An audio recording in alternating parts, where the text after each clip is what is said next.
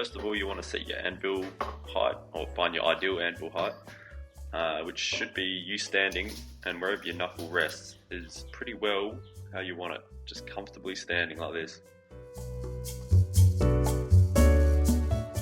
Now you're going to measure the height of your anvil.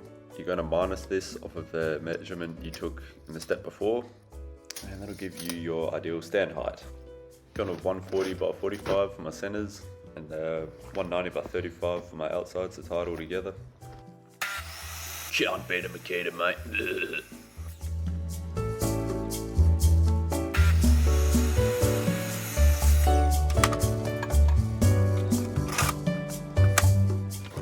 Now, I've only gone with the first fixed nail gun for this application of laminating it all together because it's faster, easily tacks it together, and I've finalised it with some big long bugle screws. So don't freak out, you do not need a nail gun to do this.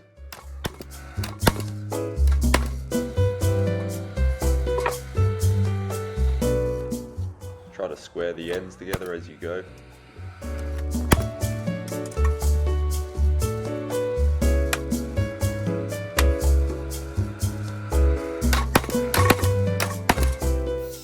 My impact driver is getting a bit old after many years of abuse, so I've pre-drilled a few of these holes to make it a bit easier on it to start off.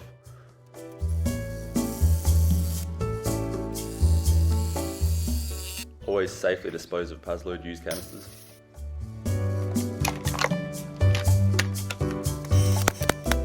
And pretty self-explanatory here, just stitch it together, use even spacings all the way around, or try to.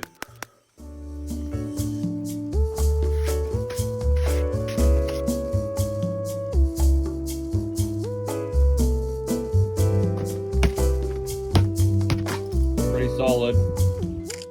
To stop it rocking and just to add general stability to reduce the risk of it falling over and hurting someone, I've added these stabilising blocks on the base.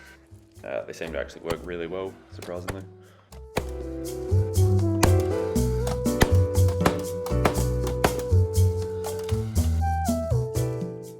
Tip for young players, probably clean up your shed before you decide to film a YouTube video, but quite happy with this. As you can see, it's not really going anywhere. Now to mount it, I've gone with the old chain trick. Some think it's to add more weight or to take the ring out of an anvil, but personally I just use it for mounting purposes and it looks cool, so yeah. So what I've done here is just put a screw in and wrapped it around a bunch of times. And I didn't get this on film, but after I wrapped it around, I just put screws in just various points, staggered around the chain. And then anywhere the chain was loose to the base, I just added another screw. And yeah, you can really get it down tight like this.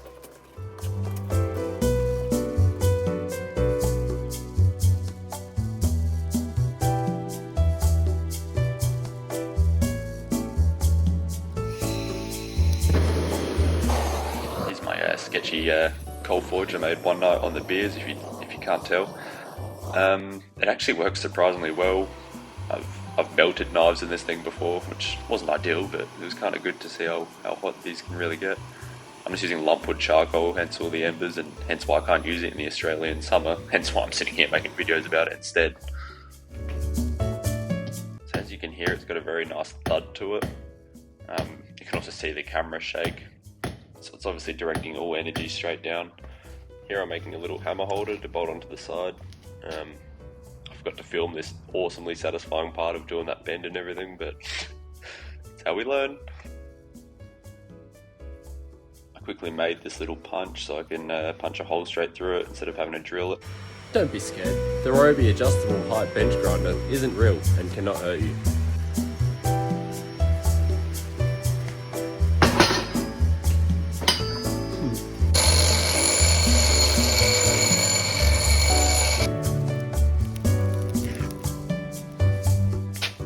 Now, this is my first time punching a hole through steel, but I assume that you want it really hot. You also want to be a lot faster than I am. As you can see, the anvil is acting as a huge heat sink and just sucking all the heat out of the steel.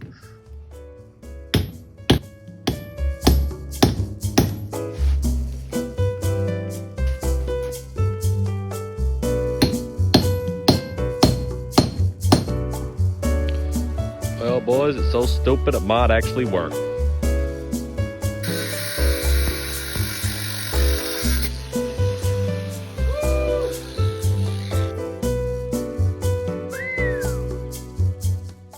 Might even bother to paint it properly one day. Probably not though.